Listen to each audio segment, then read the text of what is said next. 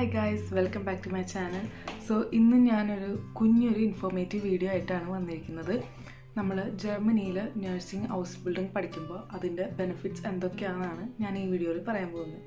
So ഏറ്റവും വലിയൊരു benefit എന്ന് പറഞ്ഞാൽ നമുക്കിവിടെ ട്യൂഷൻ ഫീ ഇല്ലാണ്ട് പഠിക്കാം എന്നുള്ളത് തന്നെയാണ്. നമ്മുടെ നാട്ടിലൊക്കെ ഇപ്പോൾ ഒരു നഴ്സിംഗ് പഠിക്കണമെങ്കിൽ നമുക്ക് 10 lakh എങ്കിലും മാക്സിമം വരും. പിന്നെ 4 years പഠിക്കണം. ഇവിടെയാണെങ്കിൽ നമ്മൾ 3 years പഠിച്ചാൽ മതി. പിന്നെ നമുക്ക് ഇവിടെ പഠിക്കുമ്പോൾ നമുക്ക് എല്ലാ മാസവും നമുക്ക് ഇങ്ങോട്ട് സ്റ്റൈഫൻഡ് കിട്ടും. നമുക്ക് ഫസ്റ്റ് ഇയറിൽ തന്നെ 1,10,000 കിട്ടും. അത് കഴിഞ്ഞ് സെക്കൻഡ് ഇയറിൽ വീണ്ടും ഒരു 10,000 നമുക്ക് ഇൻക്രീസ് ആവും. പിന്നെ തേർഡ് ഇയറിൽ വീണ്ടും 10,500 എല്ലാം ഇൻക്രീസ് ആവും.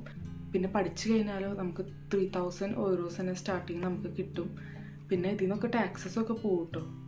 പിന്നെ രണ്ടാമതായിട്ട് നഴ്സിംഗ് പഠിച്ചു കഴിഞ്ഞാൽ നമുക്ക് നമ്മുടെ ജോബ് നല്ല സെക്യൂർ ആണ്. പിന്നെ നല്ല ഡിമാൻഡിങ്ങും ആണ്.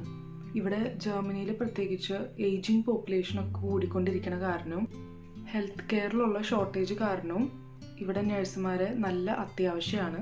അതുകൊണ്ട് തന്നെ നഴ്സിംഗ് എന്ന് പറയുന്നത് നല്ലൊരു ഡിമാൻഡുള്ള ജോബുമാണ്. ഒരിക്കലും നമുക്ക് ജോബ് കിട്ടാതെ വരെ അങ്ങനെയൊന്നും ഒരിക്കലും വരത്തില്ല. പിന്നെ നമുക്ക് ഹൗസ് ബിൽഡിംഗ് പഠിക്കുമ്പോൾ നമുക്കിപ്പോൾ 1 month തിയറിയും 1 month പ്രാക്ടിക്കലും ആയിരിക്കും. അപ്പോൾ നമ്മൾ ഈ 1 month പഠിച്ച തിയറി നമുക്ക് പ്രാക്ടിക്കലിൽ യൂസ് ചെയ്യാൻ പറ്റും. പിന്നെ മൂന്നാമതൊരു ബെനിഫിറ്റ് എന്ന് പറഞ്ഞു കഴിഞ്ഞാൽ നമ്മളിവിടെ നഴ്സിംഗ് ഹൗസ് ബിൽഡിംഗ് അല്ലെങ്കിൽ ഏത് ഹൗസ് ബിൽഡിംഗ് ആയിക്കോട്ടെ അത് പഠിച്ചു കഴിഞ്ഞാൽ നമുക്ക് പെർമനൻറ്റ് റെസിഡൻസ് PR വേണ്ടിയിട്ട് നമുക്ക് ഫാസ്റ്റായിട്ട് നമുക്ക് അപ്ലൈ ചെയ്യാൻ പറ്റും. ഇത്തിരി വർഷം വർക്ക് ചെയ്തിട്ട് നമുക്ക് അപ്ലൈ ചെയ്യാൻ പറ്റും.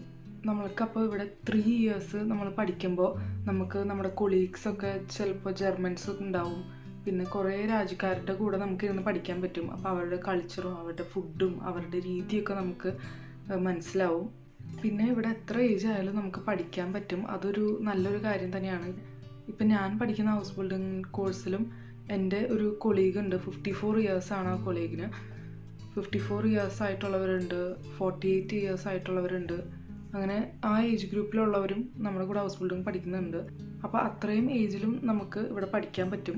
അപ്പോൾ ഇപ്പോൾ നിങ്ങൾ +2 കഴിഞ്ഞിരിക്കുന്ന കുട്ടികളാണ്, ഇപ്പോൾ എന്താണ് ഇനി അടുത്ത് ഒരു ഓപ്ഷൻ, എന്താണ് ഇനി അടുത്ത് ചെയ്യേണ്ടത് എന്നൊക്കെ ഉണ്ടെങ്കിൽ നിങ്ങൾക്ക് ഇതൊന്ന് തിങ്ക് ചെയ്യാവുന്നതാണ്. ജർമ്മനിയിൽ ഹൗസ് ബിൽഡിംഗ് പഠിക്കാൻ വേണ്ടി വരാം എന്നുള്ളത്. പിന്നെ ഡിഗ്രി കഴിഞ്ഞവർക്കും ഈ ഹൗസ് ബിൽഡിങ്ങിന് വരാൻ പറ്റുന്നതാണ്. സോ നിങ്ങൾക്ക് ഈ വീഡിയോ യൂസ്ഫുൾ ആവുകയാണെങ്കിൽ നിങ്ങളുടെ ഫ്രണ്ട്സിന് ഇത് ഷെയർ ചെയ്ത് കൊടുക്കുക.